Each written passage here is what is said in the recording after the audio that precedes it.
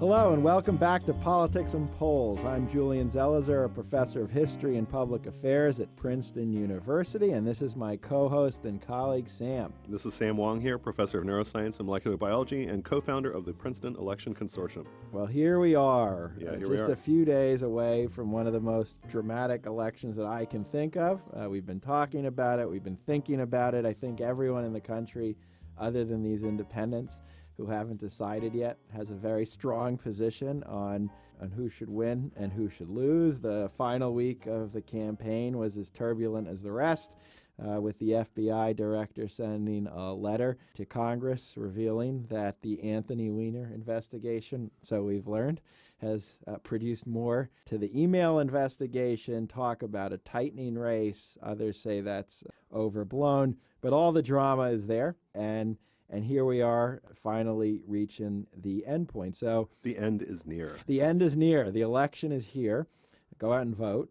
So we thought for our final pre-election episode, and don't worry, we're not going away when this is over, that the two of us could each share three things that we're going to think about or we're going to be watching as we go into the election, beyond the obvious question of is Donald Trump or is Hillary Clinton our next president, and just broadly who controls Congress. So I'll start off with one. For me, one of the big stories that came out of this is the Republican Party in a civil war? And so there's this ongoing theme since the primaries that the Republicans are splitting apart, that Donald Trump has created this insurgency that has destabilize the party, and that's what happened in the primaries, and that when this is over, if he loses, but even if he wins, that the Republican Party is in big trouble, that they have been ripped apart because of him. And I'm curious on election night how true that is. And we've been talking about, and you wrote a great column in the New York Times about the ongoing power of polarized parties. That's right, this group of hardcore Trump supporters, which didn't really have a name before. Maybe one would have called them Tea Party, but call them Trumpists. Right. And so, I mean, I guess part of it are the Trumpists, if that's the name. Has the party been remade? And so it's not that much of a civil war. This is your Republican Party.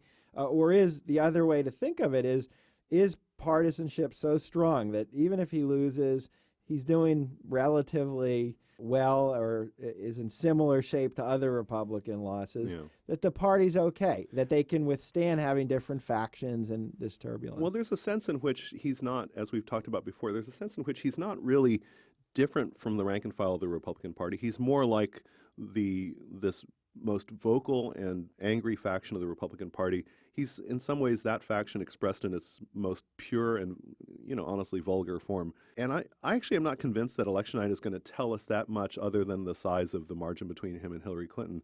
I think that, as per your point, it feels like it's going to be the weeks and months afterward when we see whether they come back together again or we see whether they continue to be fractured. And, if Trump-like factions like the House Freedom Caucus feel stronger and more vocal, then we could see destabilization of the Republicans, most notably in the House of Representatives, where it is not at all clear that Paul Ryan will continue to be Speaker of the House, even if the House Republicans retain a majority. It's important that parties always have different factions. So It's a kind of a myth that they have to be all on the same page. And a lot of the great party coalitions, the Democratic coalition from the 30s to 60s, was made up of really oppositional groups often, and the Republicans under Reagan through Bush had these clashes. And I think in some ways this is an ongoing story. And the question is, do you have people to hold it together? In the past, parties have been able to get it together and then elect a speaker or what have you.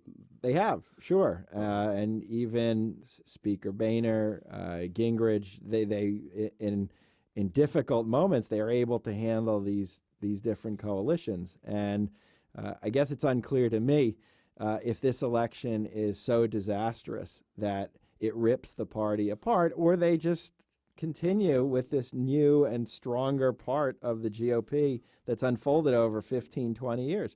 They've lived with the Tea Party for a while. I'd be surprised. And I don't know, but I don't know where this will go. Just to give away the ending, I think they're headed for a loss at the level of the presidency. I'm pretty sure of that. But, will it be a big enough loss for them to feel wounded? Honestly, probably not, because look, the Senate is going to be super closely divided, probably within a seat either direction. The House is going to be closely divided. All they lost was the presidency, and that's just because they ran they could probably justify it to themselves. Well, we had a strange candidate this year, so it's not a big deal. And so you can imagine them sucking it up and saying, okay, you know what? We just have to put up with a little bit of ruckus from the Freedom Caucus for a while, and we'll continue. And so under that scenario, then it's going to be something like, I don't know, we'll go along with whoever the Freedom Caucus wants for Speaker of the House, whether it's Jim Jordan, and let's go ahead and anyway, we can investigate Hillary's emails and whatnot, and it's going to be a great time. And then 2 years from now, laissez le bon temps rouler. Okay, well, anyway, just as to game it out, like no, I agree. I agree. Look, if the Republicans keep Congress, or even have a narrow minority, there's a narrow split in the Senate. You have a Democrat in the White House who they can spend all their time investigating and attacking. There's a lot of reason to think the party can stay together as is, and the factions will continue, and probably, this new face of the Republican Party will continue to expand and refine itself. They might look for the perfect candidate. They might be looking, if Trump is their Goldwater, they might be looking for the Ronald Reagan to sell this to the country. We'll see. Or a Nixon, anyway. Anyway, so is there a civil war really taking place? Yeah. What's one of yours, Sam? Okay, so let's see. So as I've been saying over the last few weeks, it looks pretty clear all along. It's been the same story pretty much throughout all of 2016, which is that from the beginning of the year, it's been likely to be Trump versus Clinton. And since that got decided, it's been pretty likely that it's been the case that Hillary Clinton has been ahead by 2 to 6 percentage points, both nationally and equivalently in the Electoral College, if you look at this meta-margin thing that I publish over election.princeton.edu. And things are looking, honestly, right in the middle of that range going in. Things maybe have narrowed 1 or 2 points. There's a game people play where they like to say, well, there's combinations of states that Hillary Clinton needs or Donald Trump needs and must-wins. I actually don't play that game at all. I just don't do it. I put a lot of stock in the aggregated meta-analysis of all the polls. And right now what I'm doing is I'm just looking at one state on election night. I'm going to be watching New Hampshire. I did this 4 years ago. Why New Hampshire? Because I'm not in much doubt about who's going to win New Hampshire. Hillary Clinton is going to win the polls indicate that she's going to win by 5 or 6 percentage points. And I'm sort of looking there for the over-under in the sense that I want to know whether polls as a whole are accurate. And so if Hillary Clinton wins by 5 or 6 percentage points, then I'm going to say, well, apparently the polls are accurate, and so therefore everything else is likely to fall into line. And if she wins by more than that, then that's going to be a big night for the Democrats, and they'll almost certainly retake the Senate, I think, and maybe make it pretty tight in the House. If her margin is less than 5 points, let's say it's 2 or 3 points, then that's going to be a tell that something funny happened in the polls. All these hidden, shy Trump voters that we keep on hearing about. If her vote is narrow, then that means it's going to be a pretty late night for everybody watching the election. So I just, my canary in the coal mine is New Hampshire. I watched it 4 years ago because I'm really bad at watching election night returns. To me, it's just maddening watching the votes come in hour by hour, and I have to wait till midnight to find out what happened. I don't know. Polls are convenient. Like I knew what was going to happen in Virginia 4 years ago, or I thought I knew well before the counts came in. Are there any other states like New Hampshire where you could be watching to get a sense? That's a big question many people have if these polls are solid. Is there any other state like New Hampshire where that would give you a gauge? Well, another very exciting state to watch, very important state to watch is North Carolina, which is currently showing a median lead of Hillary Clinton of 3 percentage points. And that's a super important race because there's a narrow race between Cooper and McCrory for governor. There's a pretty narrow race between Ross and Burr. In that case where Deborah Ross has been running against Richard Burr, who is apparently 12th cousin of Aaron Burr, who shot Alexander Hamilton, and Burr made what he called a joke about shooting Hillary Clinton. And so, I don't know, I view this as being pretty far outside normal discourse, but I guess, I don't know, his 12th cousin did it, so why not? Anyway, so that's gotten to be a pretty pitched and emotional race, lots of undertones of voter, suppression and so on. Again, I think the median result there is Hillary by 3 points. And if it's, again, much above or below that, then that tells us that there's some surprise in store for the evening. How many points would it have to be below that to say, something's wrong with the polls? If it's within 1 point or so in North Carolina, if it looks like a nail biter, then that shows that there's something up with polls, and we're going to have to stay tuned to states like Colorado, Nevada, and so on in the West. And we're going to be up for a while. So I'd say if it's closer, again, so in either case, if New Hampshire or North Carolina is close, then that's a late night. If they're wider than what I just said, then that's going to be a pretty happy night for Democrats. So my second one is something we've talked about with a few guests in the last few weeks, and it's the impact of all these new voting laws. And we've been learning, I think, about how systematic this effort has been in states like Texas and Wisconsin and North Carolina to put in restrictions on voting, to make same-day registration more difficult. And Ari Berman talked to us about this. Michael Waldman talked to us about this. Berman characterizes this in an article in Rolling Stone, the first post-voting rights election that we've had, presidential election, meaning since the Supreme Court knocked down a key part of the Shelby ruling. Yeah. Now we're going to see what the effect is. And I'm going to be, I don't know when we'll know and how we'll know, but I'll be really curious. Are we seeing some kind of intentional or unintentional disenfranchisement taking place, and what the effect is politically for the parties as a result of this? Yeah, I view this whole business about restricting the right to vote as being, in some ways, a receding from the high water mark. I think we heard about it from Waldman and also from Berman, that it hasn't always been the case that there's been an idea that everybody should vote. And there's very much a retreat from that idea on the Republican side.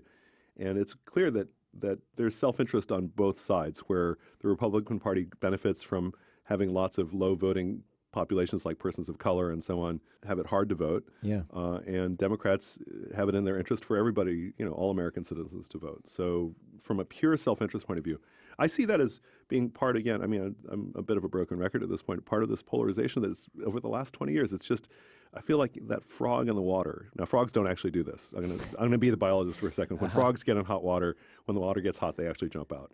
So that's what actually happens. But anyway, the last 20 years have been the slow boiling in which more and more aggressive tactics have been taken, I think led by the Republican side, to remake government. And there's this way in which there's been this sort of revolution at work over the last 20 years, and voter suppression is part of that revolution. It's been interesting to watch this year because a lot of these things have just boiled to the point of, pain. And it's been such an emotional season. Yeah, and it's just incredible as a historian, a little over 50 years since the Voting Rights Act, to see this as part of the story. Even if you understand polarization, you understand how tough the parties are, to see this kind of problem reemerge in 2016 is really striking. And when we've been talking about the major problem, not enough people vote, to have these laws being put into effect, unlike states like Oregon, which are just saying, let's make voting as easy as possible. Mail-in voting. As a normative issue, it's very hard to understand, or I think, for many to accept that this is going on in the states right now. Yep. And based on no evidence of voting fraud. Right. That's the thing, with hardly, basically no voting fraud. Although there was a case of a Trump voter attempting to vote twice a few days ago. So that hardly enough to turn the election, though. Yes, I think that woman or is rig probably the not. System. No, she's not rigging anything. Right. All right. What's your next one? Okay. So I'm going to be watching Senate races, and again, this is just very horse racy, but I think just to. Again, starting from the assumption that Hillary Clinton's going to win the presidency, or maybe even not. Let's say let's not make that assumption. Whoever the president is going to have to get cabinet and Supreme Court appointments confirmed by Senate. And right now, the Senate could go either way. 47 seats are pretty much guaranteed to, or close to guaranteed, to be Democratic or independent. People like Bernie Sanders, who always vote with the Democrats. And there are 6 seats that are right on a knife edge that they could go either way. 5 of these seats are either tied or within 1 percentage point as of the poll medians that I have over at Princeton Election Consortium as of this morning, as of recording this cast. And those states are New Hampshire, Nevada, Indiana, Missouri, and North Carolina. Those 5 states are all within 1 percentage point or tied. And throw into the mix Pennsylvania, where it's been pretty close, and currently Katie McGinty, the Democrat, is narrowly ahead. And so early in the evening, I'm going to be watching these states because basically, if Democrats win 3 or more of these, then they will gain control of the Senate because of a likely Vice President Tim Kaine. And on the other side, if Republicans can gain 3, or I guess depends on who's the president. So if they gain 4, then they can gain control, or 3 if Trump Pence get elected. And just given the timing of when votes get counted, I'm going to first, early in the evening, I'm going to be paying close attention to New Hampshire and to North Carolina. Those are 2 of the seats that are necessary for Senate control. And so, and why those 2 states? Because they're so close, because they're both within 1 percentage point. So New Hampshire and North Carolina, and then because it's early counting, I'll be also watching Pennsylvania, and those 3 will set a tone for the rest of the evening. Because if those 3 are won by one party or by the other party, then I'm going to have a pretty strong opinion about who's going to end up controlling the Senate. And as we have heard, people like Richard Burr and Ted Cruz have talked about holding up all Supreme Court appointees.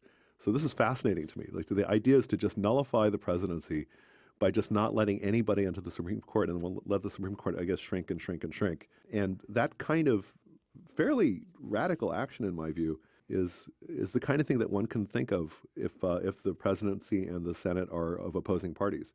So yeah, New Hampshire, North Carolina, Pennsylvania, I'll be watching those very closely. Is it possible to look into those races for the Senate and get a sense if the number in New Hampshire is lower than you thought, and all of a sudden there's evidence that maybe the polls weren't totally right. Right. Can we look into the Senate races so again, as the evening unfolds? Right. So again, kind of an over-under. Yeah. So, I mean, as of this moment, Maggie Hassan, the Democrat, is up by 1 percentage point in New Hampshire. Richard Burr, the Republican, is up by 1 percentage point in North Carolina. And I would basically call those a tie. And so I would say that if let's say if both of those races are, 3 percentage points for one party, say the Democrats or the Republicans in either direction, then that's that's an early tell that something is off about the polls. And so it'll be worth watching that. And I think New Hampshire, being a small, fast-counting, homogenous state, is going to be a great state to watch for that.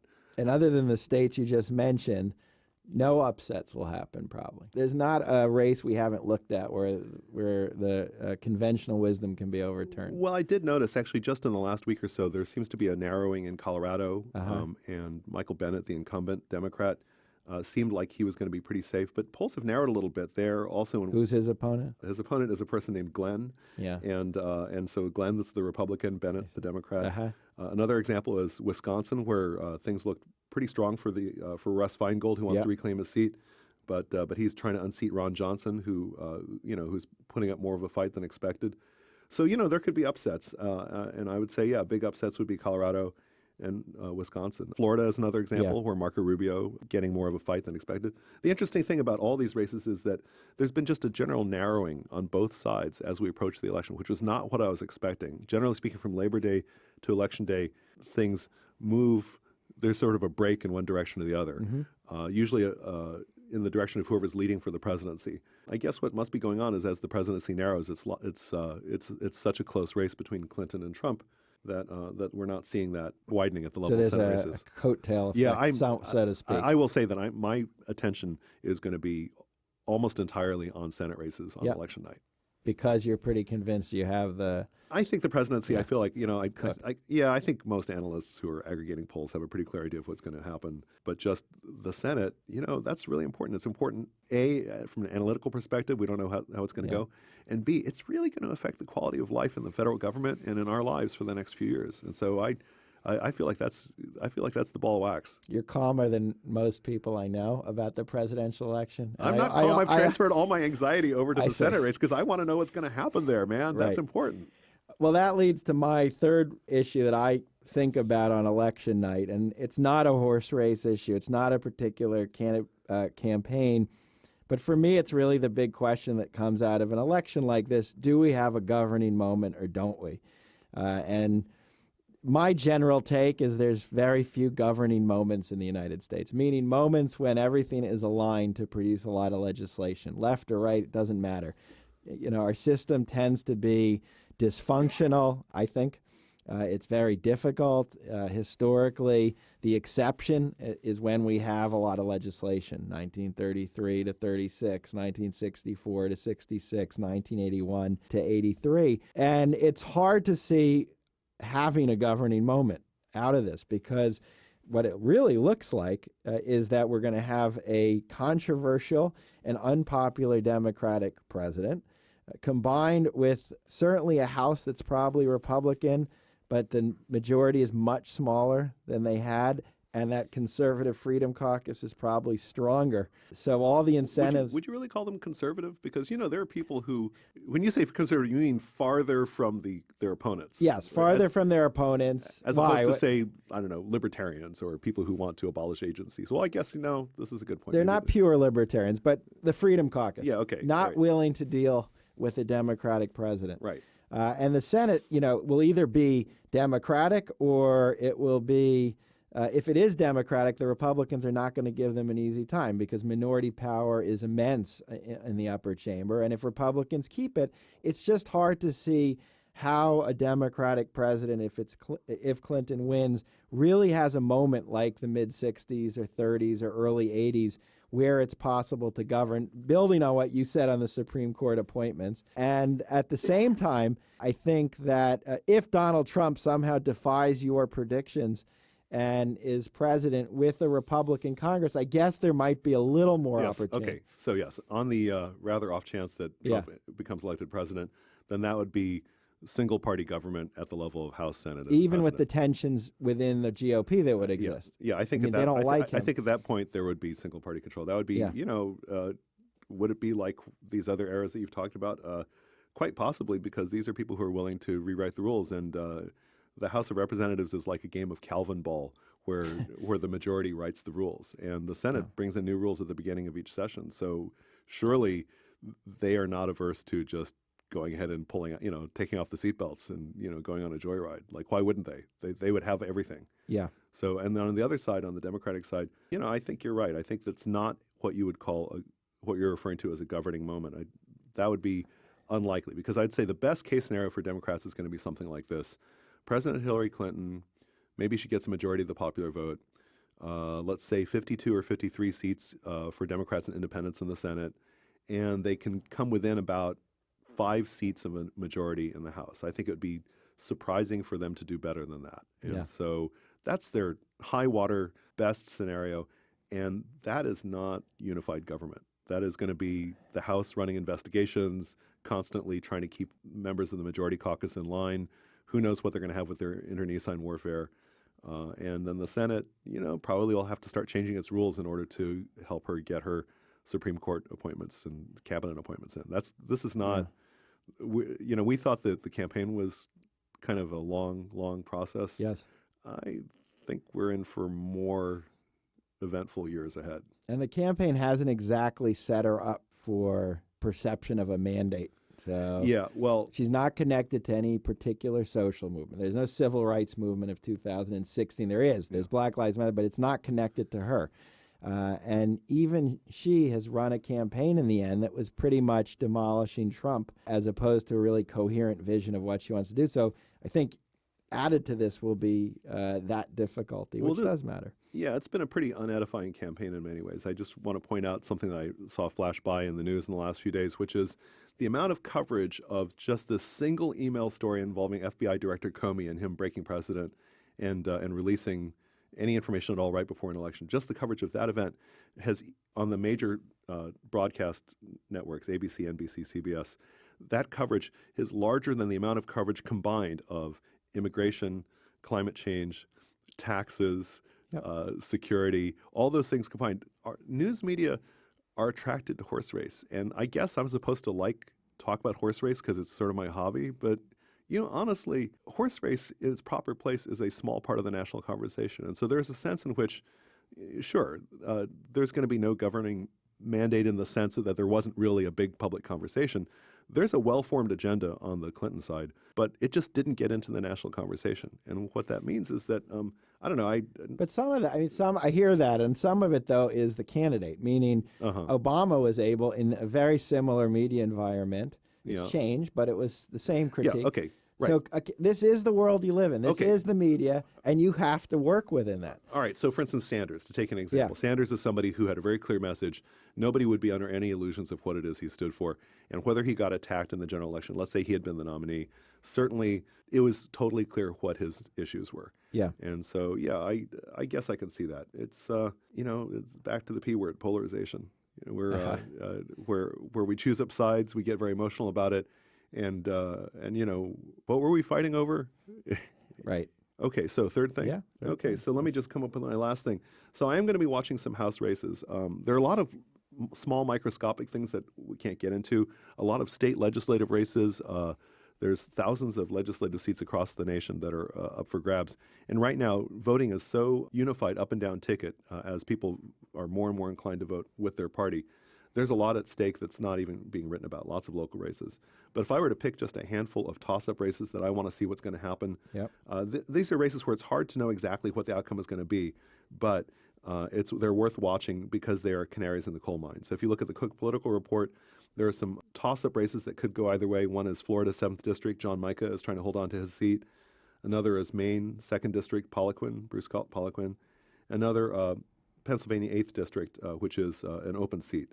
And these are all three races that are worth watching just to see which way they're going to go. And if they all go the same direction, then that's a big night for one side. If they're all going the other direction, then that's a good night for the other side. So and these are all on the East Coast, and so we can get a feeling for it.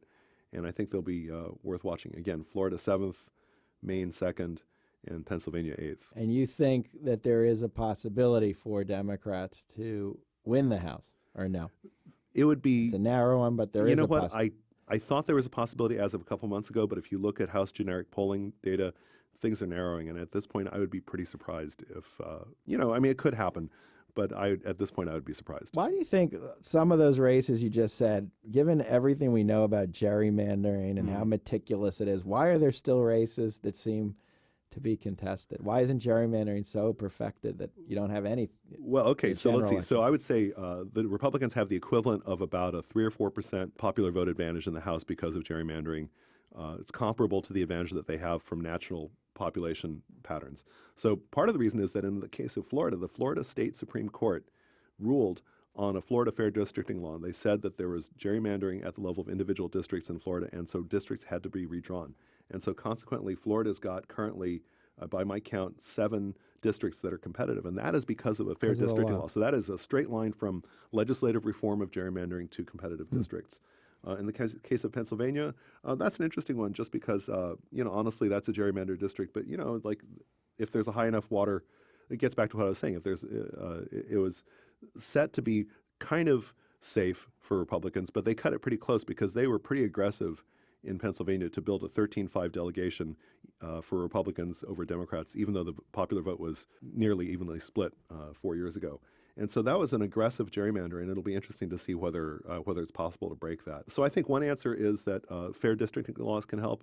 Another answer is that they haven't gotten rid of, it's only places with single party control that are able to gerrymander. And so there's a handful of states in the nation that are still divided government, and probably that number of states with divided government will go up after next week's election.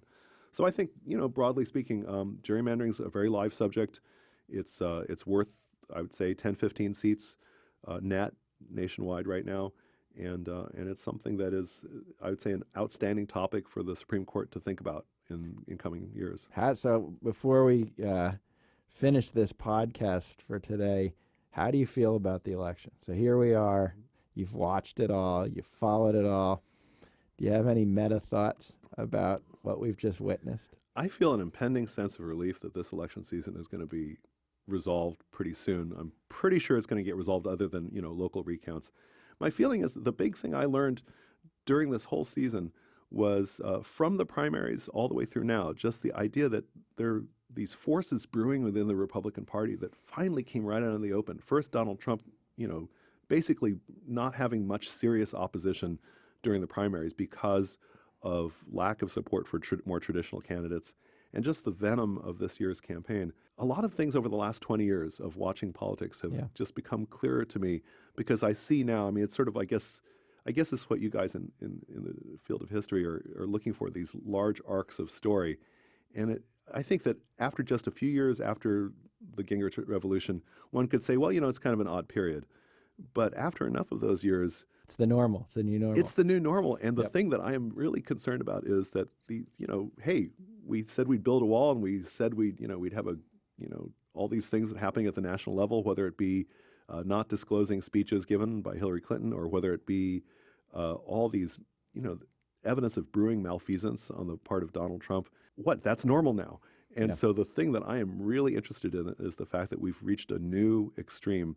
And what I really want to know is what's going to happen in the next few years. So yeah, I would say that in some ways, poll watching is just this fairly anodyne activity that was relatively, in some ways, kind of not boring, but it wasn't really the interesting part. Yeah. And really, these long trends are the thing that I am really, really interested in right now. It's incredible to watch a mainstream candidate, for me, say a lot of the things he did.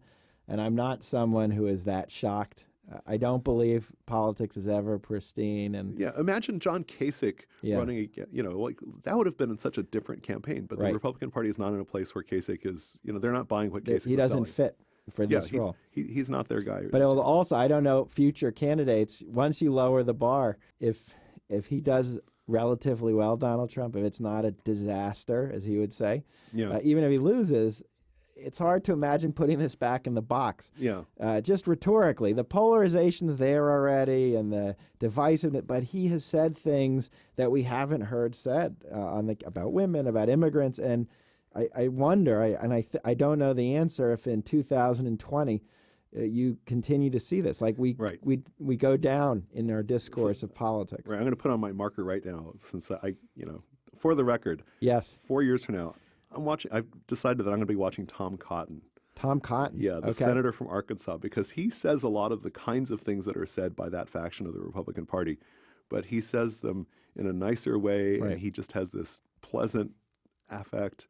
I don't know. That's what they said about Reagan. It was that argument that he said everything Goldwater said. But everything. Nicer. But he said it in a more charming way, and he could sell it in a different way. Obviously, the country changed and the electorate changed too. There were bigger issues, but it was part of what Reagan did. Yeah. And I do imagine there'll be a Trump that's a little more polished. A friendly, polished Trump.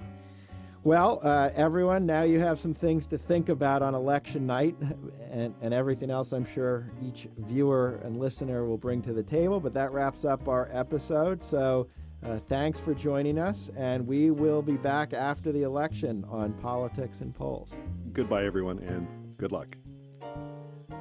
You've been listening to Politics and Polls, a podcast series about the 2016 presidential election produced by WooCast. The content discussed in this podcast is intended to be informational only. It does not represent nor reflect the views of Princeton University or the Woodrow Wilson School of Public and International Affairs.